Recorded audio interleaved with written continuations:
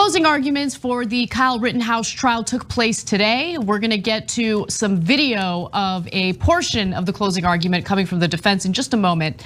But it's worth talking about some of the updates leading up to the closing arguments, including the fact that the judge in this case, Judge Schroeder, has decided to dismiss the one charge that Kyle Rittenhouse confessed to being guilty of on the stand, and that was being in possession of a weapon that at first was thought to be an illegal weapon. But it turns out that because of how Wisconsin has written its gun laws, there's a loophole that Rittenhouse was able to take advantage of. And in this case, the judge has decided to drop that charge. So Judge Bruce Schroeder dismissed one count of illegal possession of a dangerous weapon by a person under 18. The misdemeanor, punishable by up to 9 years in jail, was considered one of the stronger counts against Rittenhouse. No one disputes he was 17 last year when he walked the streets of Kenosha armed with an AR-15 style weapon.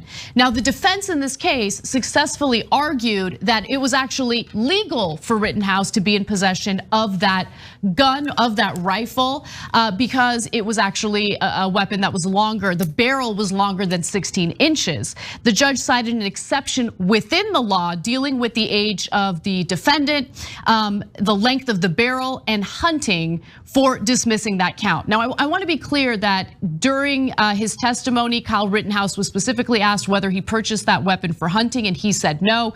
He said that he bought it for protection and also because he thought it looked cool, okay? But nonetheless, the law in Wisconsin is written in such a way that the judge was willing and able to drop this charge. For the statute to apply, the defendant had to also violate a hunting regulation that only applied to people under 16 years old. The defense discovered what was essentially an error in the legislation, that Kyle Rittenhouse cannot violate a law that only applies to someone under 16. So there was a moment where the judge addressed this. I want to just quickly go to that video and then open it up for discussion. If the barrel length is less than 16 inches, or an overall length less than 26 inches, then I'll deny the motion. If it does not meet those specifications, then this defense motion will be granted. We are not disputing that the barrel length is appropriate. Isn't legal? It is not a short-barreled shotgun or a short-barreled rifle. Yes. Either by barrel or by overall length? Correct. All right, and then count 6 is dismissed. So that charge has been dismissed. There was a previous charge regarding the curfew. The judge had also dismissed that charge as well. So now really the only issue for Kyle Rittenhouse is whether or not the jury finds him guilty of intentional manslaughter or reckless unintentional manslaughter in one of the shootings. So we'll see how it plays out, but the evidence did show that he had a reasonable belief that he was under an imminent threat, which is why he used his weapon. I think it's going to be incredibly difficult for the jury to deliberate and decide that he did not use the weapon in self-defense, but we'll see how it plays out. Yeah, it's called a loophole, all right? So they found something in the law that says, oh yeah, well, they meant for it to apply for this, but they wrote it in a way that where it doesn't. And so of course the right wing will take this and go, that's it, we're justified, bring weapons to every protest. No, it depends on the state and how they wrote the damn law. In this case, Wisconsin wrote it poorly. It was supposed to apply for hunting when you're going with your family, that's what it appears. And in this case, he was not going hunting with his family unless they were going to hunt black people and left wingers and kill them, which is kind of what it turned out to be. So he'll win on a technicality on this, but did he buy a gun when he was too young? Yes. Was he going to use it for hunting? No. So by all accounts, if they'd written the law right, he would have been guilty of that. So I'm not saying put him in jail for it. It is what it is. They wrote the law wrong, right? And we believe in applying the law as it is, okay? But it's nothing to celebrate if you're a right winger. Like, yes, loophole, right? And are you kidding me? Of course they're going to celebrate. Of course, they don't want any gun laws, so it's actually perfect for them. No, but I mean, obviously there's a flaw in the way the law was written. So, if there's another issue, if there are protests and it results in the kind of violence that we saw in Kenosha, Wisconsin, I am concerned about that. Now, I mean, I've been on the record about gun laws. I think we should have gun legislation, gun regulations that make sense. In this case, it doesn't make sense. I mean, he just clearly stated on the stand that he did not buy the weapon for hunting purposes, and he was 17 years old at the time. But again, that loophole is there, and the defense did what the defense is supposed to do, take advantage of the fact that loophole exists. Yeah, look, guys, the rubber's gonna hit the road, and I hope it never happens, but we're headed in that direction. When finally, at some point, the left wing goes, all right, we're bringing weapons to protest too, okay? And it partly started happening here. And by the way, that's part of the reason why we had the violence, right? So there was other people in the crowd with guns. And so now everybody's got guns, and the right wing, every time they win, whether it's on a loophole or anything else, they think, yes, we get to kill left wingers, we get to kill them. We bring them the guns in and then go, oh my God, somebody threw a plastic bag at me. I must murder them. Oh, look, there's a guy with a skateboard. He hit me with a skateboard. I will now murder him. Regular people don't kill people that hit them with skateboards. They feel bad about it. Like, oh, that seems like overreaction. Right wingers think perfect excuse to murder them. All right, let's keep going with this totally ridiculous trial now. That's a sham. Although I will say the prosecution did a good job in closing argument, which I'll tell you about in a second. Oh, that's interesting. I haven't seen the entirety of their closing argument. But the prosecution did bungle their case in other moments. I will be clear about that. But for me, the biggest issue was the judge's conduct, because the judge, I mean, he just couldn't help himself. There were so many moments where he would engage in these rants that he really had no business engaging in. A good example, by the way, of his own personal ignorance had to do with a piece of evidence that the defense had called into question.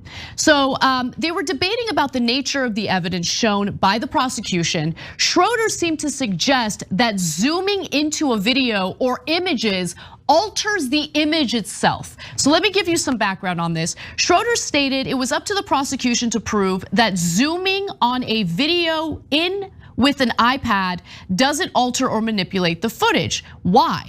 Well, the defense argued this, which is not true, okay? But this is what the defense argued.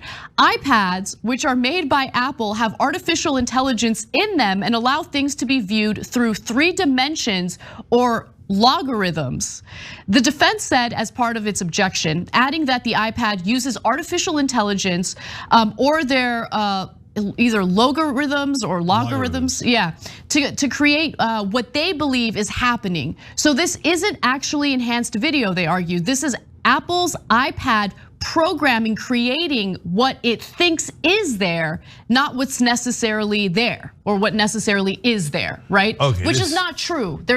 That's absolutely not true. That's what the defense argued. At that point, Judge Schroeder looks at the prosecution and says, we're gonna need you to find an expert witness to testify on this in the next 20 minutes. Okay. It's absurd. And the defense was doing 2 things basically. One, taking advantage of a fumbling old man who clearly doesn't know anything about technology. They're like, sir, if you turn off the light switch, it actually means turning it on. What? I can't tell. Right, so they got Mr. Magoo as a judge. So they're like, hey, zooming in is somehow changes the image.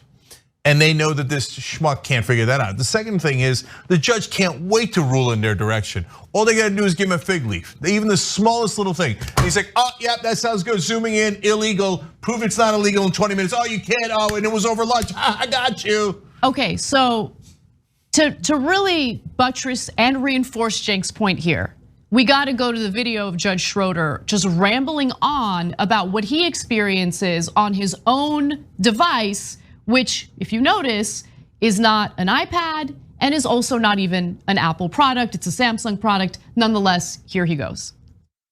When I get messages from some of my friends, my few remaining friends, they come as texts, and then they start belittling me or whatever in one way or another, and it can be quite lengthy. The exchange that's going on between them and us, but they're entertaining. And so I don't know how to save text messages. I haven't figured that out, and I haven't, I have a lot of things that I'm doing, so that's a low priority for me to figure out how to save a text message. And I don't want to leave them on my phone forever. I want it off so that it's clean, so when I look at it, I'm looking just at the fresh stuff. So then I do a screenshot of it, and I email it to myself to save it.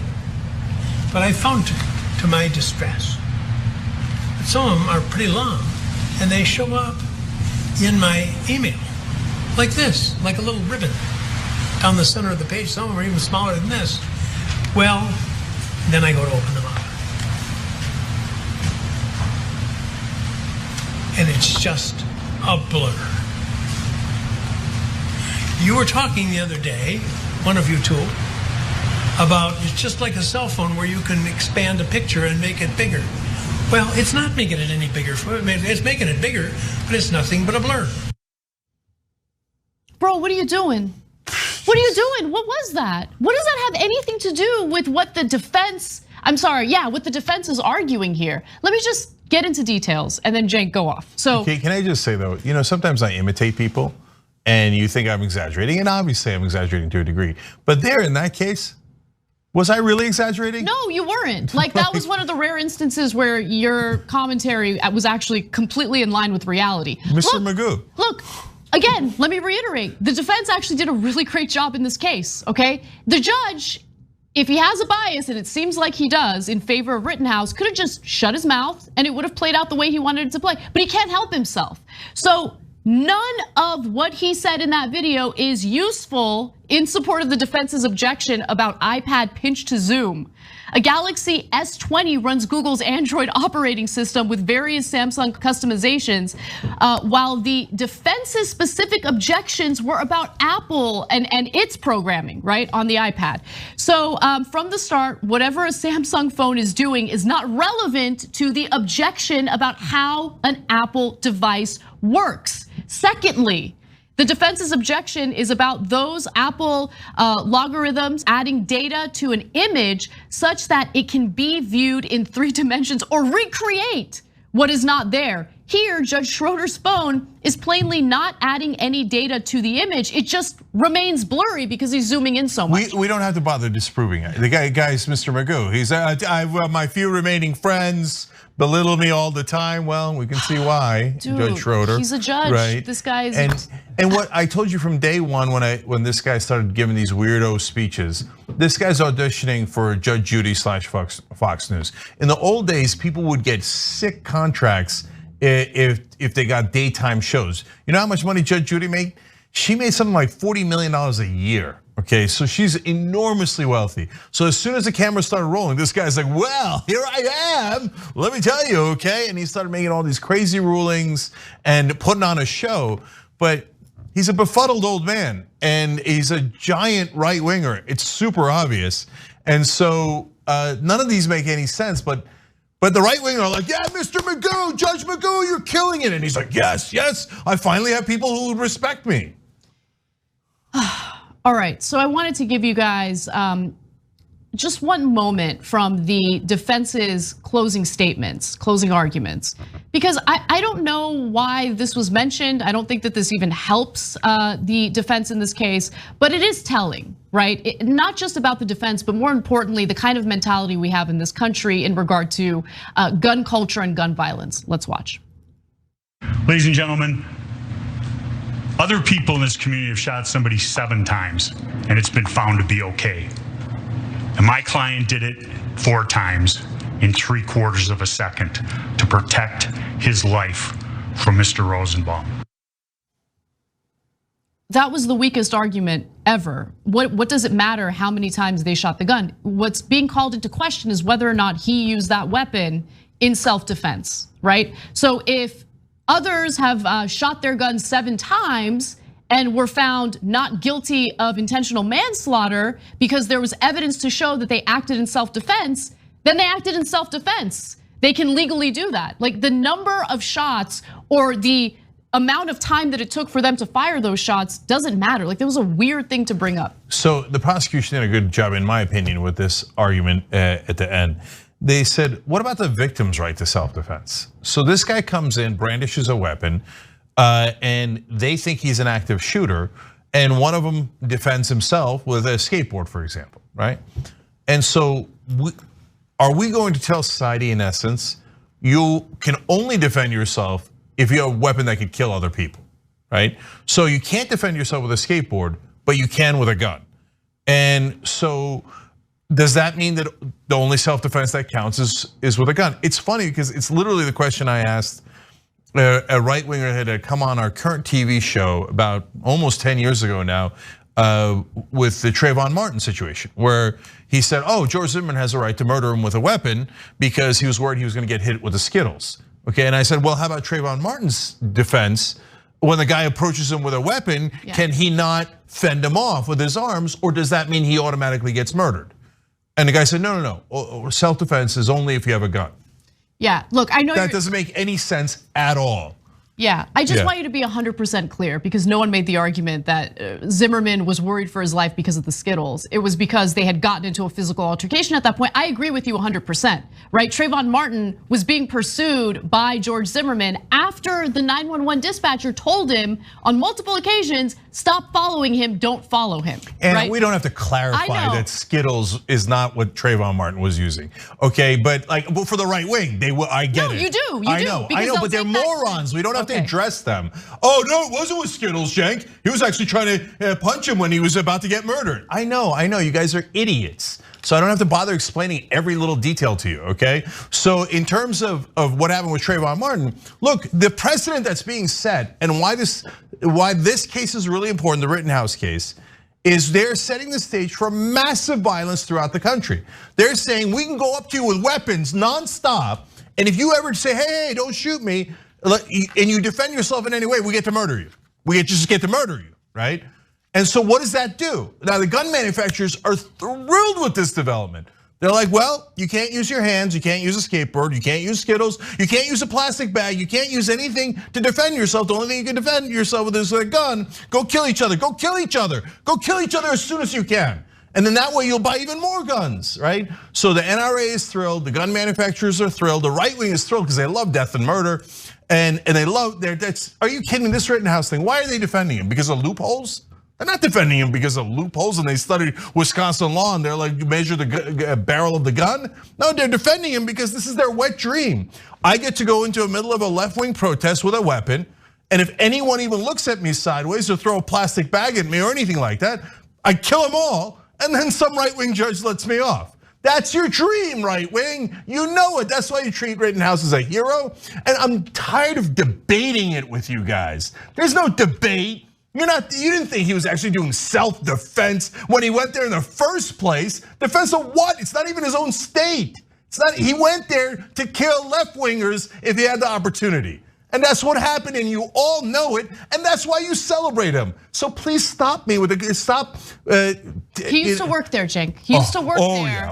So since he used to work there, sure. Look, I saw protests going down in my own neighborhood, in my own community, and I get it, right? Like for some people, it's incredibly scary. But I knew better than to put myself in any type of situation that could lead to increased violence. Like, look, what we saw during those protests in the summer was a very intentional response by right wingers to protesters who were trying to change the way policing is done in this country.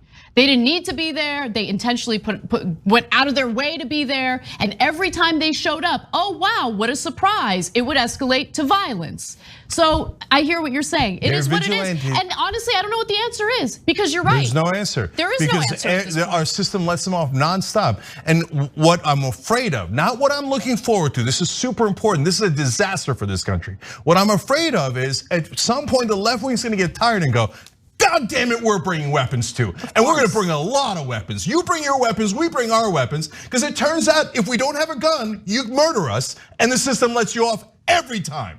Every time. Zimmerman's off, Rittenhouse is gonna get off. So now, at some point, it's gonna be somebody. It's gonna be Antifa, it's gonna be somebody who says, all right then, you bring a gun, I'm bringing a goddamn Uzi, okay? And the next guy's gonna say, I'm bringing an RPG. If you have lawlessness, and that is what this is creating. total lawlessness. People are gonna take the law into their own hands, and we're gonna have massive bloodshed in the country. Mark my words, and I hope to God of all my predictions that this one is the most wrong. But it ain't gonna be wrong, because it's so, okay, so according to this idiotic situation we have in America now, so if you're a left-winger, you can walk into a right-wing protest with hand grenades and be like, what, go ahead, throw something at me. Look at me weird, have your Skittles, you got your iced tea, oh boom, oh, self-defense. Oh, look at that, right? I don't want anybody doing that. That's a terrible idea. And yet, here we go. Every time you let one of these sons of bitches off, the right wing thinks we get to kill them, and that's their dream. It is interesting though, because on one hand, you have the right wing constantly talking about a civil war, the need for a civil war. They salivate over the thought of a civil war. And then they try to engage in their version of a civil war. And as soon as one of them actually might face consequences for it, no, it was self-defense. Well, which one was it? Did you guys want a civil war, which you guys like incessantly talk about on all of your shows? Or was that really, just a young man who cares so deeply about this community and wanted to clean graffiti? Anyway, it is what it is. Look, again, there's enough evidence, in my opinion, for him to fight off the intentional manslaughter charges. So, but yeah, I am worried about what this means for the future, especially since I have no doubt that there will be more protests in the future. And if this is the kind of outcome that protesters are gonna see, they're gonna wanna arm themselves as well. You're right about that. Thanks. George Zimmerman, the man from Florida who shot and killed 17-year-old Trayvon Martin a few years ago, is now deciding to auction off the gun that he used to kill Trayvon Martin. Now, he originally posted his auction on gunbroker.com. Zimmerman explained that the Justice Department recently returned the weapon and he believed it was time to move past the firearm that he would otherwise put in a safe for his grandkids, okay? In the auction description, Zimmerman calls the gun a piece of American history and makes multiple references to his perceived enemies, including B. Hussein Obama. Okay, let's stop there for a second. I want to come back to the Hussein Obama nonsense in a second, but just think about what a monster this guy is. He's saying, well, I'm going to sell the gun that I used to murder the kid, kill the kid, from his perspective, right? And I'm going to make money from it, okay? But my other option was to preserve it for my grandkids so I could show them, this is the gun that I killed a 17-year-old kid with. I mean, what kind of a monster thinks that way? Like, even if you think Zimmerman was 100% right, and God help you if you do, okay, but you think, no, Zimmerman was following Trayvon Martin, and the cops told him not to follow him, but then magically Trayvon Martin decided to attack the guy with the gun when he had no gun. Okay, fine. Let's grant you all that for this second, right? Mm-hmm. And he wound up having to kill Trayvon Martin in self-defense, right? Is that still a thing you celebrate? No, that's the best point out of this entire story. George Zimmerman is a pig, okay? And he's a pig for the reason that he continuously pour salt on the wound of the family members who are still suffering from the loss of Trayvon Martin, right?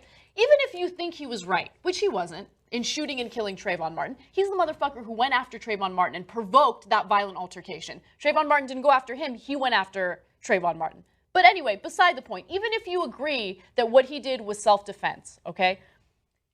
Someone died, and it was someone's child, okay? And so why do you continuously provoke these situations and get in the news with all this bullshit to add insult to injury to the family members? Have some compassion. No compassion at all. They don't care. They don't care about the suffering of this family. All he cares about is being in the press, getting attention, making money off of it. He's a disgusting pig. Anyway. Like I said, if I got in a fight, and even if the other guy was totally wrong, and I had to shoot him, and it turns out it was a 17-year-old kid who wasn't armed, as I hope a moral and decent person, I would feel so bad about that. Even if I thought I was 100% right, I'd be like, oh man, I wish that fight hadn't happened. I wish I wasn't out there patrolling that night. I wish I'd listened to the cops who told me not to pursue him. I wish this, but I wouldn't keep the gun to show to my kids and grandkids, like, this is the one I killed him with. What kind of a monster thinks that? And if you support that monster, what are you? Exactly. I mean, the fact that he's still gloating about what he did and how he's still emboldened by what he did is just terrible. This is according to the description that he posted. The firearm for sale is the firearm that was used to defend my life and end the brutal attack from Trayvon Martin. I am proud to announce that a portion of the proceeds will be used to fight Black Lives Matter violence against law enforcement. I mean, how unbearable is this guy? Ensure the demise of Angela Corey's persecution career, that's the prosecutor who went after him, and Hillary Clinton's anti-firearm rhetoric. Now, of course, this story did get some negative press, as it is right now, and gunbroker.com decided to take that auction down. In fact, if you go to the listing, here's what you see. Just says that the item is no longer in the system. They said that they have the discretion to get rid of certain auctions that they don't agree with, and I agree with them. I'm glad that they did that. However, Zimmerman was able to contact a different auction website called United Gun Group, and they agreed to post it, right? Of course they did. All right. So let me jump in here again with going back to his statement about how some of the proceeds are going to be used. Okay, so I want to break it down a little bit. First, he says some of the proceeds will go to fighting against Black Lives Matter. You know what that means? 0%. No, it means like 1%, 10%, whatever it is. But no, he's looking to make money, dude. And if you don't, but like the person who's gonna buy this gun, he knows that. He doesn't care. He's like, good, it's a twofer. I get to celebrate the gun that ended this black kid's life, and I get to make George Zimmerman rich. So the person buying the gun is in a real heavy competition with Zimmerman as to who's a bigger jerk, okay, to put it very, very politely, okay? So, and then onto who he's gonna fight. First of all, I don't know if he purposely misspelled prosecution to persecution, okay. Yeah, of course. But Angela Corey's a Republican, not good enough. Yeah. How dare she charge me, right? And he's going after Hillary Clinton. What does she have to do with any of this, right? But to me, again, another enormously galling part is, I'm gonna spend money against Black Lives Matter. Black Lives Matter partly came out of the killing of Trayvon Martin because not because of what Zimmerman did, but because of the assumptions of the police in that case. Where, and I've gone over this many times because it's so telling, where they immediately did a toxicology report of Trayvon Martin, the kid who was killed, but they didn't do it of the shooter, George Zimmerman. They immediately did a criminal background check on the black kid, unarmed black kid, lying dead on the ground. They did not do a criminal background check of the guy who shot him. Look at those assumptions. So what Black Lives Matter says is, please let our lives matter. We already know white lives matter. We already know other lives matter. Don't you think that 17-year-old kid, that his life should matter too? Or the 12-year-old kid, Tamir Rice, who was shot by the cops in 2 seconds when he had a toy gun and they didn't bother asking him if he had a toy gun. Yeah. His life should matter. And this pig comes in after killing Trayvon Martin, wants to make money off the killing, and then says, I'm going to spend some of that money to make sure no Black Lives Matter. Look, the more I think about the story, and we covered every single aspect of that case, the more I think about it, and even though it's been years since that verdict was read, the angrier I get. Because when you really think about it, here's a guy who went after an unarmed 17-year-old, followed him around in a gated community while he was armed, right? And Trayvon Martin wasn't allowed to defend himself, right? So if I'm a black woman or if I'm a black person and I'm being followed around by an armed person, I'm not allowed to defend myself, right? I'm not allowed to fight back. I have to fucking stand there and take it. Like, how enraging is that? Look, we're back again in the South where black people are being told, know your role, and you got to take whatever, white people or whoever else gives you, and you can't say anything about it. Don't even look at us the wrong way. We're back at Emmett Till, okay? And so I literally had a debate on our old current TV show with one of the presidents of a gun rights group, one of the largest gun rights groups in the country, Larry Pratt. And I asked him, so wait, let me get this right. You're saying the guy without the gun is not allowed to defend himself, right? But the guy with the gun can defend himself and shoot the other person and kill him. Yep. And he said yes. That's the so-called justice system that we're dealing with right now. And by the way, the right-wingers, racists, whoever love this system and get all high and mighty about it. You know, the blacks are also American citizens. They also have Second Amendment rights. They can also carry around guns in a stand-your-ground state like Florida. And if you look at them funny, well, they might have to defend themselves too. Yeah, now, but there's a difference in the way they get prosecuted. Oh, believe me, they'll get prosecuted. Like, okay. not at the moment, but we've talked about that before. But I just want to clarify, because this is really important. Like, we're on the side of peace, okay? We're on the side of nonviolence. That's part of the reason why we're so mad at George Zimmerman. So we don't want any of that stuff. But this guy is such an idiot. He's like, it's almost, by the way, and this is not a crazy theory, it's almost like he's trying to provoke another incident because he loves the spotlight. He loves it, can't get enough of it, right? That's why he's actually had like 3-4 run-ins with the law since then. That's why he keeps going out there and provoking and talking about Barack Hussein Obama. And then he was in the press talking about how he painted a Confederate flag and sold that. He called President Obama an ignorant baboon. He tweeted a photo of Trayvon Martin's dead body. He's like pushing people and poking them and saying, I've got weapons. I've got weapons. Here you are. So don't do. And then here's the end of his statement in the auction for the gun. He ended the auction description with, Si vis pacem para bellum, Latin for, if you wish for peace, prepare for war. By the way, this is the guy who was caught up in multiple domestic violence cases. This is the guy who posted nude pictures of someone that he was supposedly dating who allegedly cheated on him. This guy has a history of violence, and we keep empowering him to carry out these acts of violence. And that's the part of it that drives me crazy. The fact that he literally got away with murder, and then on top of that, half this country keeps celebrating him as if he's some sort of hero. He's not a hero. He is a virus in this country. He disgusts me, and the fact that we celebrate him does not paint a great picture of this country, to be honest. So I hope to God that we never hear of George Zimmerman again, that there's no altercations, no conflicts, no nothing. I want to be done with the guy, right? We're not done. But this is him publicly provoking everybody.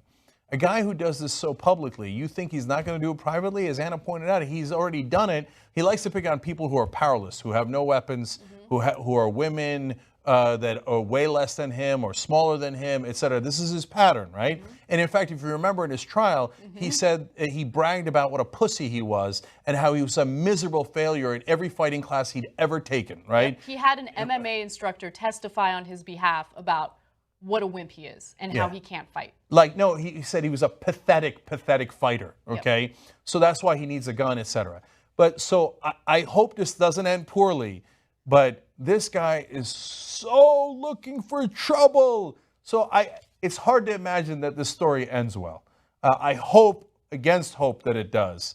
But this guy is looking for war everywhere. And then according to reports, George Zimmerman has sold the gun he used to kill Trayvon Martin for $250,000. Zimmerman killed the unarmed black teenager in Florida in 2012, later setting off a national debate over race relations when he was acquitted of second-degree murder and manslaughter charges. His recent offer to sell the handgun on UnitedGunGroup.com drew intense backlash. After several sites refused to participate in the sale of the gun, online bidding on the gun apparently ended Wednesday. I want all the Black Lives, quote-unquote, activists, which I think are just absolute pansies. George Zimmerman speaking out for the first time since selling the gun that killed Trayvon Martin for $250,000. Good evening and thanks for joining us. I'm Wendy Ryan. And I'm Jamison Euler. A lightning rod of controversy. Zimmerman not shy tonight about his politics and what he plans to do with what some call blood money. ABC Action News reporter Michael Paluska has the interview you'll only see right here. I mean, I would have sold it for $350. Smoking a cigar via Skype, George Zimmerman talked about politics, his life since he killed Trayvon Martin, and where $250,000 he made off selling the gun that killed Martin will go. I'm going to donate to officers such as the deputy in Texas that was shot in the head at point-blank range for no other reason than he was in uniform. It was February of 2012 in Sanford, Florida, that the neighborhood watch captain shot and killed Martin. Zimmerman claimed self-defense and was acquitted of the second-degree murder charges. To this day, he says he regrets what happened, and he blames Martin's parents for his death. I wish they would have raised him right. I wish I never had to. I would have stayed in bed if I would have thought I had to take a life in self-defense. I don't think anybody in their right mind would ever want to be in this position. Zimmerman says if the media didn't make such a big deal out of his trial, he would have never gotten the notoriety, and the gun wouldn't have been worth more than a couple $100. There's no info. George Zimmerman has decided to file a lawsuit against the family members of Trayvon Martin, the teenager who was unarmed, who lost his life because Zimmerman thought it would be a great idea to shoot him and kill him in a gated community. Now, what is this lawsuit about? Well, apparently he is suing because he's alleging that one of the witnesses that they called up to the stand during the case was a fake witness. Let me give you the details. The lawsuit alleges malicious prosecution by prosecutors, defamation by both Martin's defense attorney and a book publishing company, and civil conspiracy by Martin's family and lawyer to put on a false witness with a made-to-order false storyline to try to fraudulently create probable cause to get a conviction. Okay, so where does this notion come from? A conspiracy theorist who has published a book about it. Okay, and he's a notable conspiracy theorist. So the lawsuit said Zimmerman dropped out of school after the charges, has received death threats, and has suffered great mental anguish, resulting in Zimmerman requiring professional treatment by psychologists for anxiety, depression, insomnia, and weight gain. He's suing for $100 million. My heart bleeds for you, murderer. But you know what's interesting is that Larry Klayman is the one who is taking up this lawsuit. He is a notorious lawyer who goes after Democrats for everything. He sued Obama and Soros on behalf of the Dallas cops who were killed. He's been going after Clinton since the 90s. All of this is just some sort of right-wing hit job in the vein of like, you know, Roger Stone-esque kind of machinations. It's despicable. And just so you guys know where the lawsuit's coming from, because that context is important. Right, and so the conspiracy theorist who published this book is Joel Gilbert, and the name of the book is The Trayvon Hoax. Oh man, it's disgusting. God, you guys are terrible people. I mean, come on. So the Zimmerman family lost their son, their teenage son. I'm sorry, the Martin family. I misspoke, I apologize. The Martin family lost their teenage son because of Zimmerman following him in this gated community because he thought that Trayvon Martin looked suspicious, that this teenager looked suspicious. He was unarmed, he wasn't doing anything wrong. He had iced tea and Skittles because he had gone to a convenience store to pick up the snacks to watch a sporting event with his father. And he lost his life because of Zimmerman. And now Zimmerman is like, okay, it's been several years. There's this nonsense conspiracy theorist who has published this nonsense book. And so now I'm gonna add insult to injury by suing the family. Gilbert, by the way, the conspiracy theorist, is a filmmaker known for conspiracy theories. Other documentaries by Gilbert include 2012's Dreams from My Real Father, based on the unsubstantiated theory that President Barack Obama's father was secretly an American communist. Well, at least he was American in that theory. He was actually proven right in that instance. Do we not remember? I'm joking. Obviously. Okay, yes. He also reportedly, all lunatics. He also reportedly advanced a debunked claim that Obama's wedding ring is inscribed with a Muslim prayer, and President Bill Clinton had a secret son with a prostitute. That's who this guy is. Yeah, and let alone Klayman, the lawyer, and Emma gave his background, all a bunch of raving lunatics. Okay, so first of all, great mental anguish. He says that's why he's suing. He's suing the parents of this kid that he murdered and claiming they gave him great mental anguish. Just when you think there's a bottom to right-wing barrel, they're like, no, we could find a way to be more indecent and more immoral than you could possibly imagine. He says, well, I've received death threats. You didn't just do a death threat to Trayvon Martin, you actually killed him. Hey, he didn't have a gun, you had a gun. He was a kid, you were a grown man. The police told you not to go after a random black guy as you had done on multiple occasions. They told you not to pursue him because you didn't know what the hell you were doing. You pursued him anyway, you went after him, then you killed him. And now you have the temerity to sue his parents because you had anxiety and put on weight? No, they have no decency whatsoever. And you know what Zimmerman's doing here. He's not going to win this case. No, he's a sick, desperate man who is so addicted to the spotlight, and he doesn't care if it's negative attention. He just needs the attention. He's like, please look at me, please, please, please. So that's why he had run-ins with the law before. He had the marital issues that became Domestic so public, abuse. and he had the weapons issues. He is constantly looking to get back into the spotlight. And so he is now, congratulations to him, found the most monstrous way imaginable, where he says, not only did I kill your son, now I'm going to sue you because you caused me too much anxiety when you actually looked for justice in your son's case. Scum of the earth. And just a quick point, like, this is what sparked the Black Lives Matter movement. Do you wonder why Black people think their lives don't matter? Because the murderer is suing the victim's parents because they made him a little bummed out that he murdered them. That's why they don't think their lives matter. And there was no justice in this case. He's walking around free, so free that he can sue the parents. Yeah. Scum of the earth, scum of the earth. Welcome to the Young Turks. Obviously, we've got one huge issue to discuss here, and it is the George Zimmerman verdict. Now, originally, when the George Zimmerman situation came up, obviously after he shot Trayvon Martin, the problem wasn't necessarily Zimmerman. Now, what do I mean by that?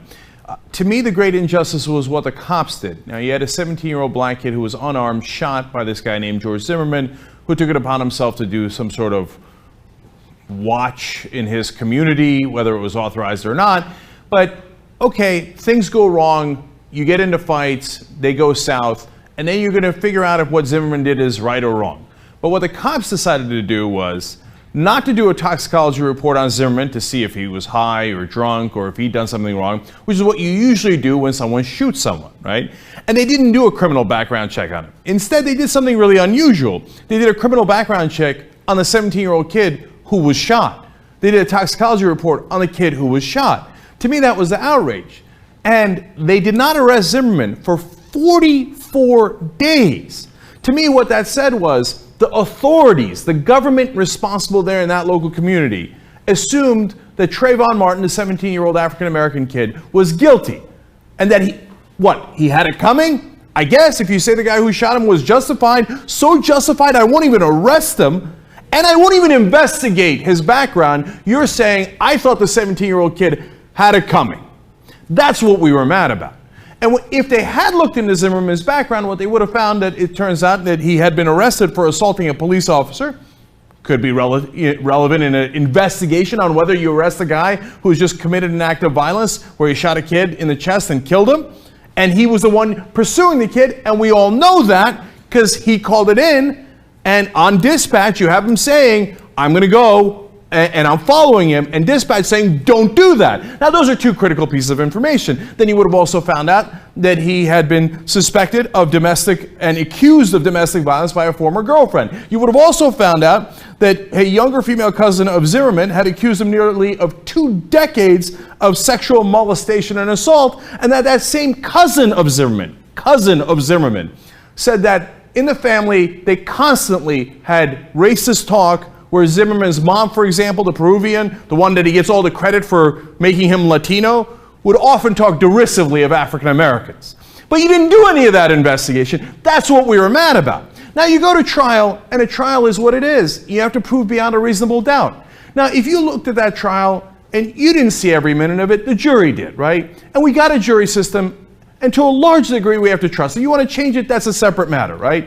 So if you say to me after the jury trial, look, you weren't there. You weren't there when Zimmerman and Trayvon got in the altercation. You weren't there for every minute of the trial. And apparently the jury thought that he was not guilty beyond a reasonable doubt. It doesn't mean he's innocent. It just means by law they couldn't prove that he was guilty beyond a reasonable doubt. I hear you. I understand. I don't agree. I think it was a clear case of manslaughter. But I understand what you're saying is a perfectly reasonable argument. But if you then go further and say, oh, Trayvon definitely started the fight. But wait a minute, I thought you said I wasn't there. We weren't there. That I can't possibly know. Well, then how do you know Trayvon started the fight? Unless you assume the dead 17-year-old kid is guilty and Zimmerman must be correct. But why do you assume that?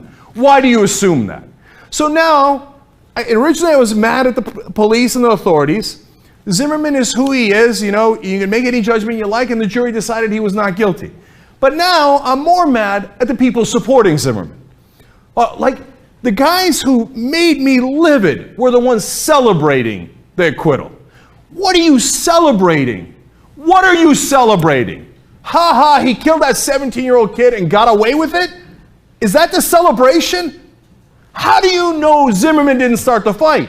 My God, he was clearly the aggressor. You have to be either stupid or biased not to understand that. Look, Gary Young wrote a great article in The Guardian, pretty much nailed exactly what I was thinking. He said, look, let's review the things that are indisputable. He said, quote, Zimmerman pursued him armed with a 9mm handgun, believing him to be a criminal about Trayvon. Martin resisted, and that's what the Zimmerman fanboys love. Oh yeah, Martin resisted. He shouldn't have resisted. Now what is he supposed to do? Look, I gotta be honest with you. I got a black godson, right? What am I supposed to teach him? That if anybody comes up to you and they chase you, whether you know they have a gun or not, and they're stalking you, are you supposed to beg them immediately? Are you supposed to arm yourself? What are you supposed to do? Are you supposed to fight back? Not supposed to fight back. If you fight back, he can execute you, and then everybody assumes you're guilty. If you don't fight back, maybe he executes you anyway. He's the one stalking you. Does anyone believe that Trayvon Martin went into Zimmerman's home, was like, hey, Zimmerman, come on out, because I'd really like to have you follow me with a 9mm gun, and then once I'm scared for my life, something goes wrong, and then I know I don't have any weapons, and I'd like to give you that enormous advantage in that fight. Please follow me through the neighborhood as I go to my dad's house. Who believes that? You can't possibly believe that unless you're enormously stupid or enormously biased. I'm being kind by saying biased. I won't be so kind in a second, probably. So Zimmerman shoots him dead. Then Gary Young makes another great point. He said, there is no doubt who the aggressor was here. Now, how can you say Trayvon was the aggressor? You have the call, you have the evidence. Zimmerman called it in, saying, I'm following him. Dispatcher says, don't follow him. He follows him, he's got the gun. Did Trayvon think, I'm going to take on a gun, I'm going to go out, look to see if there's a night watchman, and if there is, I hope he's got a gun because I'm not armed, and I'd love to pick a fight for them? No, you have to be monumentally stupid or biased to believe that. Gary Young says, what version of events is there for that night in which Martin gets away with his life, or is it open season on Black Boys After Dark? And that's the thing I go back to, and as I think about my godson, what am I supposed to tell him? What could he have possibly done? I know what, again, the Zimmerman fanboys who disgust me said. Because Zimmerman is a whole different thing. He got in that altercation, and maybe he's the world's largest wimp, and he got scared for his life after he started the fight and shot the kid, right? But if you're a fan of Zimmerman, you're a special kind of sick. It's one thing to say the jury system worked. It's another thing to be excited and happy about Zimmerman, right? So as I think about Zimmerman following Trayvon, and if Trayvon is my cousin or anybody, or you're a black family out there, you got kids out there, they're 17, they're 19, whatever they are, you know what, they're human beings who go out at night. What are you supposed to do? Shuttle them in, put them in the basement if you go out? The fanboys say, no, as Zimmerman is chasing him down, Trayvon had the temerity to fight back somehow. But they're convinced that the insanity of this defense. As Zimmerman said, I can't believe anybody ever believed this. Now, you can believe everything else. Again, not guilty beyond a reasonable doubt, I understand. But you really believe that Zimmerman is chasing him, as we have tape and evidence of. He's armed, he's chasing him, and then decides mid-chase, nah, forget about it. I'll go back to my car. And then Trayvon, and we have evidence of the call where he's saying, I gotta run, etc. And by the way, Zimmerman, speaking of whether he had any racial bias or not, said he had to follow Trayvon Martin because he was moving unusually slow. Now, if you're moving unusually fast, they say he's running from something. Well, he must be a burglar, he must be a thief, he must be a thug, because he's running from something. If you move too slow, you're also a thug. Gee, I wonder if it's the slow or the fast moving, or perhaps the kid's race. Oh, I know, I'm the bad guy for bringing up race, right? But the fanboys of Zimmerman say, no, we know Zimmerman in mid-chase must have turned around, gone back to his car, and then Trayvon, who wasn't armed, decided that he was going to ambush, he was going to turn the chase around and ambush Zimmerman. How could you possibly know that? And how stupid are you that you would believe such a flimsy, ridiculous excuse? Now, if you say, hey, listen, Zimmerman went after him, they got in a fight, Trayvon got the upper hand, that we don't know. That's reasonable. If you say Trayvon chased him down and you know it, You're either stupid or you're biased, but far more likely, let's keep it real, you're racist. Because you make the assumption, and this is the most important thing, and if you've ever called Trayvon Martin a thug, or you know someone who's called him a thug, guaranteed that person is a racist. You don't like it? Oh, boo-hoo, boo-hoo, he said racist. Why do you call the kid a thug? Why do you call the kid a thug? He's a 17-year-old, he's not armed. We got Zimmerman's brother talking about he could have been armed. Your brother was armed. Your brother's the thug. Your brother's the one that took the MMA training. He's the one that looked for a fight that night. But you call Trayvon a thug? The only reason to call him a thug, the only reason to assume that everything Zimmerman said is true, even though it doesn't make sense, is because you think, well, he's black. He must have been a thug. He must have started the fight. That's because you're racist. It's not to say that, hey, if the jury acquits him, they're racist. No, it doesn't mean that. There's a lot of different ways to go. But if you're celebrating Zimmerman and you're saying that Trayvon is definitely a thug, that's exactly what you are. And finally, Young nails it. He says, let's go back to what Zimmerman said on that dispatch call. He said, referring to Trayvon Martin, fucking punks, these assholes, they always get away. And ironically, that's exactly what happened, but not with Trayvon Martin, with George Zimmerman. If you don't understand why we have a sense that there's no justice today, you're not paying attention because you don't want to pay attention. You only want to see things from your own perspective. And you don't care to see how African American families and other families in this country think about, Jesus, how am I going to send my kid out in this world? You don't want to see that. And I need you to look into your own heart and soul and look into the mirror and see, why am I thinking these things? I know you're going to be defensive about it if you're in that camp and you have that view.